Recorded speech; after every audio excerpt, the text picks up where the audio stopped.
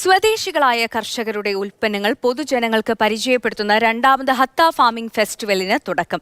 Dubai municipality ഒരുക്കിയ മേള UAE കാലാവസ്ഥാ കാര്യമന്ത്രി ഡോക്ടർ അംന ബിൻത് അബ്ദുള്ള അൽ ദാഹക് ഉദ്ഘാടനം ചെയ്തു. 5 ദിവസം നീണ്ടു നിൽക്കുന്നതാണ് കാർഷികോത്സവം. ഹത്തയിൽ നിന്നും സുരേഷ് വെള്ളിമുറ്റം തയ്യാറാക്കിയ റിപ്പോർട്ട് കാണാം. മരുഭൂമിയിൽ പൊന്നുവിളയിക്കുന്നവരാണ് ദുബായിലെ UAEയിലെ കർഷകർ. അവർക്ക് പൂർണ്ണ പിന്തുണ നൽകുകയാണ് ദുബായ് മുനിസിപ്പാലിറ്റിയും ദുബായ് സർക്കാരും. ഏതാണ്ട് 25ഓളം കർഷകരും മറ്റ് ഫാമുകളും ഒക്കെയാണ് 5 ദിവസം നീണ്ടു നിൽക്കുന്ന ഈ കാർഷിക മേളയിൽ പങ്കെടുക്കുന്നത്.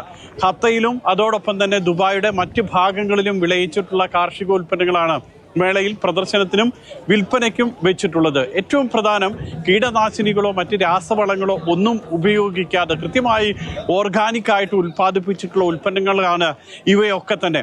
അതുകൊണ്ട് തന്നെ കർഷകർക്ക് ഇവിടെ തങ്ങളുടേതായിട്ടുള്ള ഉൽപ്പന്നങ്ങൾ പ്രദർശിപ്പിക്കാം. അതോടൊപ്പം വാങ്ങേണ്ട ആളുകൾക്ക് ഇവിടെ വന്ന് ഏറ്റവും രുചികരമായിട്ടുള്ള ഏറ്റവും ആരോഗ്യകരമായിട്ടുള്ള കാർഷികോൽപ്പന്നങ്ങൾ വാങ്ങുകയും ചെയ്യാം. ഇങ്ങനെ കർഷകരും ഉപഭോക്താക്കളും തമ്മിലുള്ള ഒരു കൂടിക്കാഴ്ചയാണ് ഈ മേളയുടെ ഏറ്റവും സവിശേഷമായിട്ടുള്ള ഒരു കാര്യം. The past with the present, with the passion of the farmers who are able to produce amazing crops, all varieties, healthy, organic. The old people plus the young generation, they are all together. So this is a festival. This is like you are celebrating their, their contribution. UAEയുടെ കാലാവസ്ഥ മന്ത്രി തന്നെയാണ് ഇവിടെ വന്ന് ഈ മേള ഉദ്ഘാടനം ചെയ്തിട്ടുള്ളതും കർഷകരുമായിട്ട് സംവദിക്കുകയും ഒക്കെ ചെയ്തിട്ടുള്ളത്. ഈ മാസം 22 വരെയാണ് ഈ മേള നീണ്ടു നിൽക്കുക.